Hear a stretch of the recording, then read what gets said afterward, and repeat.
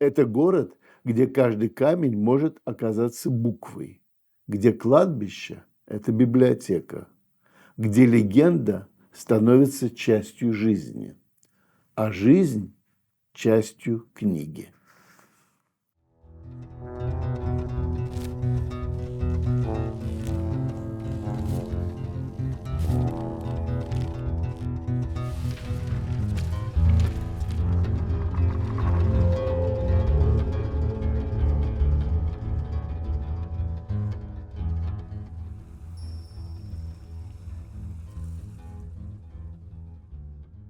Шалом Мирушалаим. В утреннем тумане над Волтавой вырисовываются очертания старого города. И сквозь готические шпили и барочные фасады, словно тенью, проступают очертания другого, не менее древнего мира – еврейской Праги. Узкие улочки еврейского квартала до сих пор несут на себе отпечаток веков. Здесь дышит камень, здесь шумят шаги предков, здесь слышен шепот молитв, застывших в сводах синагог. Клаустрофобные улицы средневекового гетто обрамлены домами, словно сросшимися плечом к плечу в вечном ожидании. Среди них старо-новая синагога, самая старая из действующих синагог Европы, и десятки других, хранящих в своих стенах следы поколений. Старое еврейское кладбище с его накренившимися, обросшими мхом надгробиями стоит, как каменный лес памяти. Здесь покоятся раввины, ученые, простые пражские евреи, и каждый камень, кажется, говорит. История евреев в Праге – череда и света, и тьмы.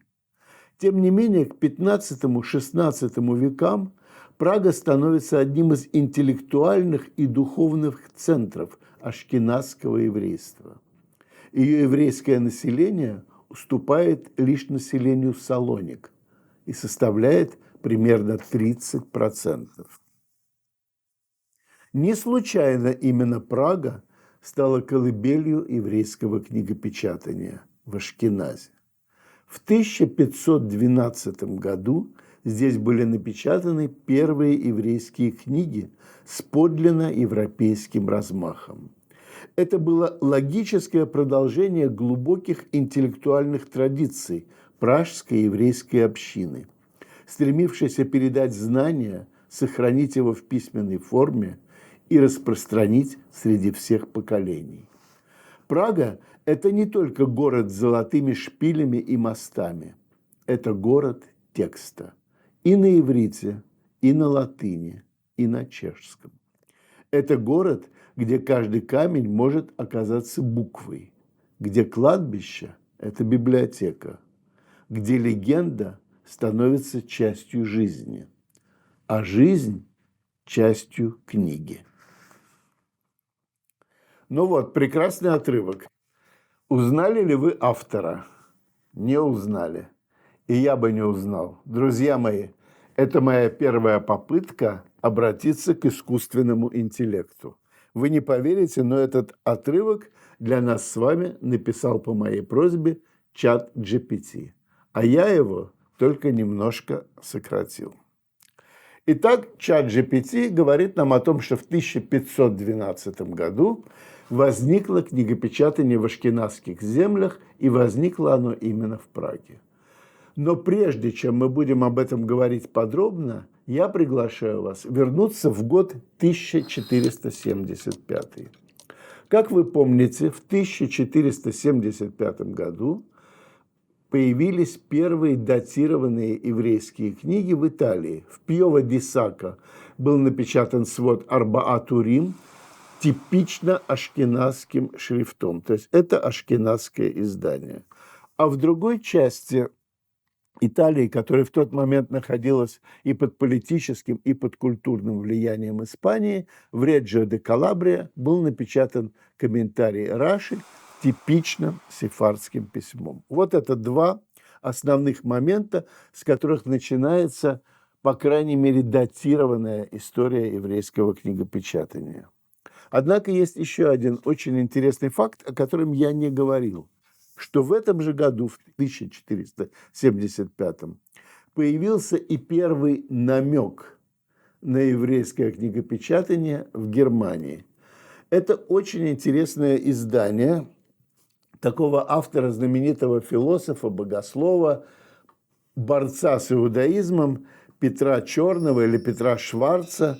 Оно называлось на латыни «Трактатус конtra perfidos Judaeos», трактат против вероломных евреев. Он был издан в Эслингене типографом Файнером 6 июня 1475 года. Вот посмотрите, что пишет автор наш Петр Черный в колофоне. Закончился трактат о еврейской неверности, которую необходимо искоренить, исполненный братом Петром Черным из Доминиканского ордена, обучавшимся в университетах Монпелье во Франции, Саламанки в Испании и Эдельштадтском в Германии, бакалавром, образованным в теологии, знатоком еврейского языка. Трактат был напечатан отличным и трудолюбивым мужем Конрадом Файнером из Гердассена с его собственными исправлениями. В Эслингене, городе имперском, было завершено в 6-й день июня года от воплощения Господа 1475 года. В этом трактате, как и в остальных, собственно говоря, сочинениях Петра Черного, он достаточно много цитирует еврейские тексты, но цитирует их в латинской графике. Однако в 2 местах впервые у него появляются настоящие еврейские буквы и настоящие еврейские слова. Это не печатный текст, обманывать вас не буду. Это ксилография, то есть эти буквы вырезались на доске деревянной и потом вставлялись в текст. Значит, здесь, вот на этом листе, вы прекрасно видите самое начало библейского текста. Наверху, да, это Берешит Бара и само имя Бога, тетраграмматон, Юд-Хей, Вав-Хей. Вот если смотреть на эти буквы, нам что понятно? Они, безусловно, ашкеназские. Они, безусловно, вырезаны с каким-то подражанием большим буквицам в еврейской книге. Мы видим, что резчик не очень различал, где у него вот это брешит, это каф или бейт, это надо просто знать текст. Рейш тоже, особенно первое, можно с вав спутать, но, тем не менее, текст знакомый, брешит бара, сомнений тут нету. То есть это как бы заглавные литеры, которые вырезаны на доске. Всего 2 места. А вот на листе 47 там помещен полный еврейский алфавит. Это уже очень интересно. И как раз вот эти буквы, они скорее свидетельствуют о том, что это не большие заглавные буквы, а это нормальные буквы из еврейского текста. Вот весь этот алфавит, даже с буквами вот этими конечными, все 27 букв еврейских здесь выписаны. Повторяю, это, конечно, не начало книгопечатания в Германии, но тем не менее, все-таки это 1475 год, помимо того, что дал нам 2 первых датированных настоящих еврейских изданий итальянских, все-таки и дал нам первый намек на то, что время пройдет, но еврейское книгопечатание в той или иной форме появится и в ашкеназских землях. И вот теперь возвращаемся в Прагу. Оно действительно появилось в 1512 году. В 1512 году в Праге был издан сидур, молитвенник на круглый год по ашкеназскому обряду. Эта книга абсолютный уникум. Она сохранилась всего в одном экземпляре, который хранится сегодня в Оксфорде, в Бодлиянской библиотеке. И я очень рад, что я могу вам показать колофон, даже, собственно говоря, 2 колофона из этой книги. Вот первый колофон, он тоже вырезан на доске, это тоже ксилография. И здесь перечислены все имена целой артели первопечатников. Мы вообще, честно говоря, не знаем, кто из них был типограф, кто из них был донатор, кто из них был корректор, но они себя перечисляют всех вместе. Я вам сначала назову их имена, а потом покажу в тексте.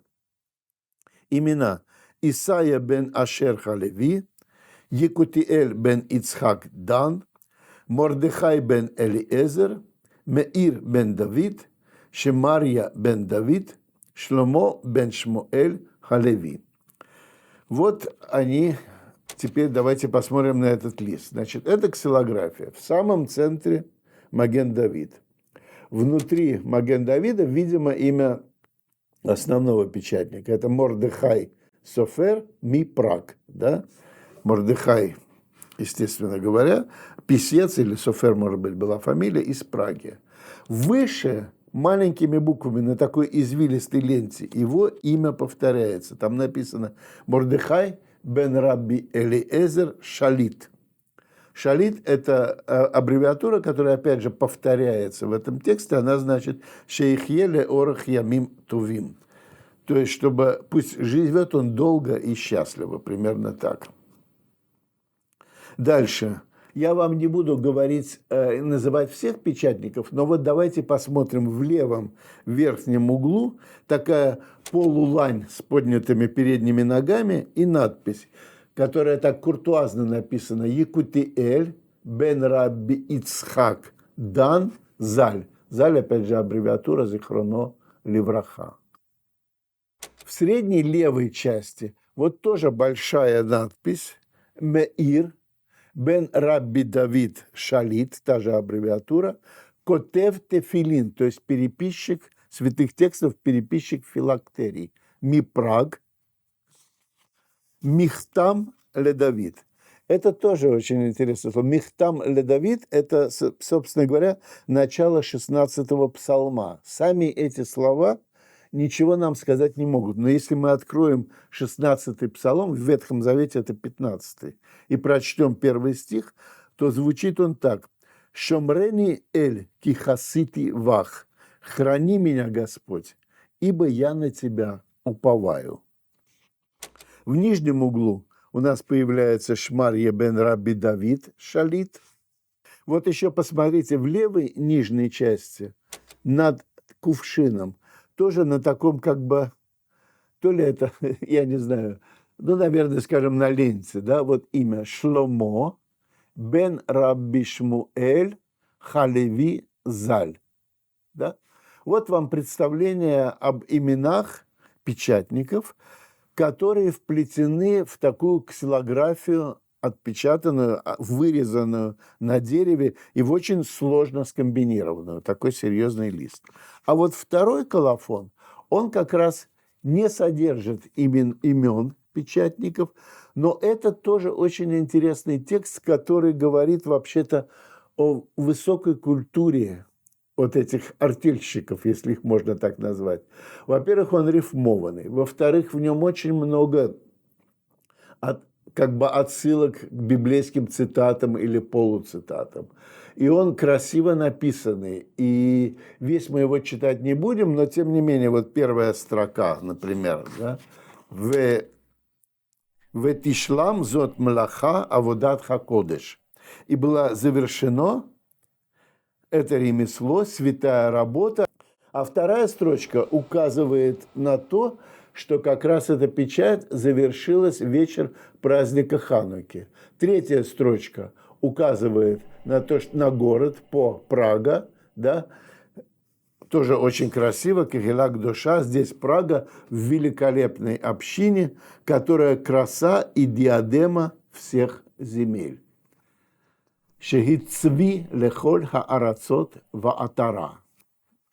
И дальше сам год обозначен цитатой из, то есть приводится длинный стих из Библии, очень красивый, и в нем, значит, обозначено то слово, которое мы должны сосчитать. Бишнат хави кимат рега ад яавор заам. В год спрячься на мгновение, доколе не пройдет гнев. Это цитата из книги Исаии, 26 глава, 20 стих. То есть гнев Заам говорит о том, что времена были совершенно непростые. И дальше, вот интересно, на следующей строке уже появляется, что это так сказать, напечатали стадо теснящих, молодые печатники, и появляется вот это слово «мехокекей цедек». И дальше всюду в этих пражских изданиях слово «печатник» будет не «матопис», к которому мы уже привыкли даже по итальянским изданиям, а «мехокек». Это слово, которое в Библии обозначало и резчика, и законодателя, и которое частично было воспринято на первом этапе становления книгопечатания как вот обозначение первопечатников. И кончается, соответственно, этот текст тем, чем часто кончаются и тексты в рукописи: «Барух ханотен леяив коах», да, «благословен, дающий усталому силы». Это тоже, кроме первого слова «барух», это цитата из книги Исаия, из 40 главы, 29 стих. Еще раз скажу, что для нас очень важно показать это вам, потому что действительно это издание невозможно увидеть. Оно сохраняет, это уникум. Вот первопечатная книга, которую я хочу вам показать подробно, это так называемая Пражская Агада. Это очень знаменитое издание 1526 года, которое стало как бы образцом для многих и многих десятков изданий Агады.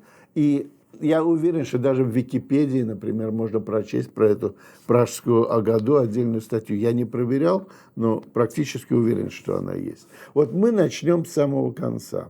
Это колофон. В этом колофоне, во-первых, есть дата, конечно. Здесь написано, что была завершена печать это в Йом Алеф Кав Вавле Ходеш Тевет Шнат, и год тоже показан цитаты из Библии. «Эзри меим Адонай осе шамаем ве арец». Это знаменитая цитата. И, конечно, само слово, которое надо нам с вами сосчитать, оно выделено точками над буквами. Это цитата из книги Псалмов. Это 121 или 120 по счету Ветхого Завета Псалом, 2 стих. «Помощь моя от Господа, сотворившего небо и землю». И в последней строке здесь точно уже обозначен печатник. «Хамехокек Гершом бен Шломо ха-Коген бешитув ахив Гронем Кац, бней Рабби Шломо ха-Коген Заль, ве амен, амен, села». Вот, значит, у нас здесь есть печатник основной. Это Гершом бен Шломо ха-Коген. Он известный печатник и много потом печатал книг. И его брат, который появляется как помощник, видимо, только вот в этом издании. Давайте посмотрим сразу мой любимый лист с текстом Ха-Лахмания. Я в каждой Агаде пытаюсь это увидеть. Во-первых, посмотрите, какие буквы, как они четко выписаны. Ха-Лахмания – это вот хлеб скудности нашей, да, это красивый очень текст на арамейском языке, с которого, собственно, и начинается, во всяком случае для меня, пасхальное повествование. Вот на самом верху два ангела пути держат герб, в котором мы видим символ коэнов. Да?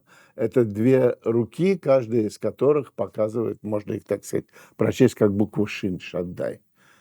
И по бокам написано Гершом Коэн. Дальше в середине, как я уже сказал, очень красивый текст четких букв. А давайте посмотрим, что у нас по бокам. По бокам у нас первые две фигуры. Это у нас кто, как вы думаете? Это у нас Давид и Голиаф. Вот Давида можете узнать, он же с ним рядом овечка, в руках он держит пращу, и там даже виден камень. А внизу другой библейский сюжет, это у нас суд Соломона. Если вы вглядитесь, вы увидите сидящего царя, двух женщин, ребеночка распеленного, видимо, или это его, не знаю, люлька какая-то лежит рядом. И вот они его готовят разрубить или не рубить его. Знаменитая история, пересказывать я не буду, но вот здесь оказались они вообще никак не связаны, как вы понимаете, с повествованием, а вот, тем не менее, появились. Давайте посмотрим другой лист. Лист, где, если вы помните, да, к 4 типам людей обращается Агада, и вот на этом листе у нас с вами есть грешник, раша, и простак. Там грешник всегда изображается в виде воина, в виде солдата. Мне очень понравилось, что над ним есть подпись «Ой ле раша, ой лишхено». Горе грешнику и горе его соседу. Вот это меня как-то очень смутило, потому что как соседи ему подбирали. Но тем не менее. А внизу, соответственно, вот этот самый там, где написано над ним «Тамим тихие им Адонай Элохеха». Искренним или честным будь с Господом Богом твоим. И обратите внимание, что в самом тексте слово «там» в него вот как бы втиснуты в большие буквы такие небольшая сцена охоты, да, вот такая тоже типичная для средних веков, очень симпатичная сделанная. Вообще эти буквы, они, ну, я не знаю, они как бы стали классическими ашкеназскими буквами. Вот эта пражская Агада, она задала на столетия, собственно говоря, вкус и стиль этих букв. Вот очень интересный текст знаменитой молитвы, да, «Шфох хаматха» – «излей свой гнев». Сами буквы, большие и малые. Внутрь, смотрите, внутрь вписан Мессия, очевидно, на ослике, который у нас тут появляется. Сама молитва известна: «Излей гнев твой на народы, не знающие тебя, и на царство, не призывающие имя твое». Это, собственно говоря, 79-й псалом, 6 стих. А что у нас по бокам? Давайте посмотрим. Это тоже интересно. У нас по бокам наверху Адам и Ева. Ева держит яблочко. У нас ниже Адама и Евы справа Самсон с воротами Газы. Помните, он их снял вообще с петель и унес на гору. Вот он такой богатырь. А слева у нас вообще-то Юдифь с отрубленной головой Алаферна. Это вообще тоже очень важно, потому что Юдиф, книга Юдиф, она не входила в библейский канон. Ее нет в Танахе, да? А в средние века этот сюжет, вот Юдиф и Алаферн, он стал популярен в еврейской среде, ассоциировался с Ханукой и, в общем, стал, вот появляется на картинке, хотя, подчеркиваю, это не чистая такая библейская книга. А внизу, обратите внимание, вот это очень мощные 2 фигуры дикарей, которые держат герб Богемии. И вот эти фигуры, и вот этот герб подчеркивают, конечно, общую силу и общую такую вот, я не знаю, ашкеназскую мощность, если можно так выразиться. Вот они очень хорошо видны, они такие дикари дикарями, а герб держат крепко. Вот такая удивительная картинка. Мне кажется, в ней очень много, вот как бы в этих картинках я чувствую очень много силы, которая вложена. Вообще в этой Агаде я, честно говоря, не считал, но точно, что больше 60 вот таких иллюстраций, которые вплетены в текст или обрамляют текст. Давайте посмотрим еще один лист, который принято цитировать. Это лист, где упоминается марор, то есть поедание горькой зелени. И между ними есть текст. Есть минхак баулам, шехаиш море аль-хаиша, мишум шенеймар, иша мара, мара мимавет. Существует обычай в мире, я бы сказал, что только в ашкеназском мире. Мужчина указывает на женщину, когда говорит о горькой зелени. Так как сказано, злая женщина горше смерти. Вот вам этот текст с пояснениями. Собственно говоря, я мало где вот такое встречал, чтобы прямо это было словами сказано. Вот.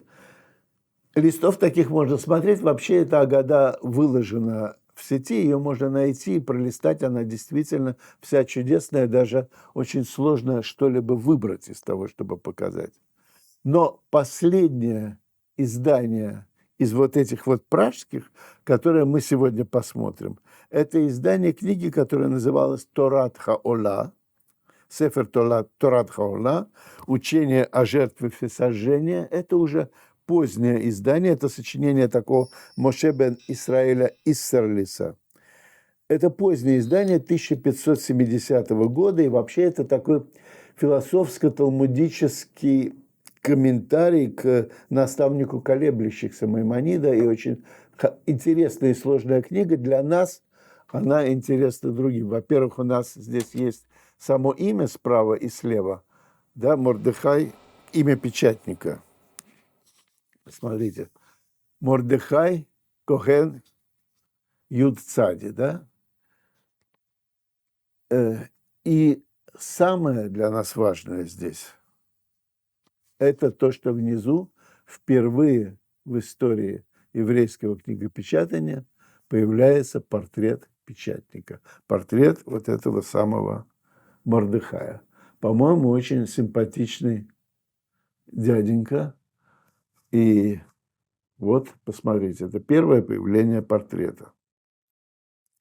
И так можно сказать, что от самой первой книги, которая была издана в 1512 году артелью печатников, до появления первого портрета и до 1569 года, собственно говоря, они с перерывами издали чуть больше 30 изданий. Так это спорно, но обычно говорят, что это 32 издания, которые были в Праге и которые и считаются началом еврейского книгопечатания в Ашкеназе. Итак, дорогие мои друзья, мы можем подвести некий итог возникновения ашкеназского книгопечатания и сказать следующее, что это книгопечатание возникло в Праге и в период с 1512 по 1569-70 год в Праге артелями печатников было издано примерно 30 изданий. Некоторые считают, что 32. Некоторые ставят около определенных изданий формулу «месупак», сомнительный. Но это примерно, вот в этот период примерно возникло. И что еще получилось? Возникли издания, которые с типографской точки зрения могут являться классическими образцами ашкеназского типографского искусства. Но мы на этом совершенно не прощаемся с Ашкеназом. Мы как раз продолжаем путешествие, и в следующий раз мы будем говорить о еврейском книгопечатании уже непосредственно в Германии, и дальше перейдем к Восточной Европе. Большое вам спасибо за внимание. Шалом велехитраот.